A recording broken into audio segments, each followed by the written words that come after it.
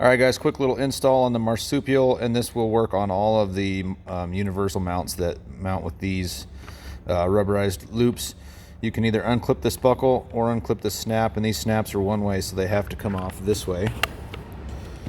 Run the loop, run the web loop around, or the rubberized loop around the webbing for the waist belt of the Bino harness. And the snaps are one way, so they have to go back on the same way they come off. So you have to hook this side first, and then down, and then just do the same thing on the other side. And then of course you've got your waist belt. This just goes around behind you, just like a waist belt of anything else, and that's it. It's pretty simple. You can, depending on your Bino harness, there's 3 holes here. So if this is hanging down loose or something, you can move this up higher on these 3 holes, and that'll get you that'll close this loop up and get that a little tighter for you. That's it.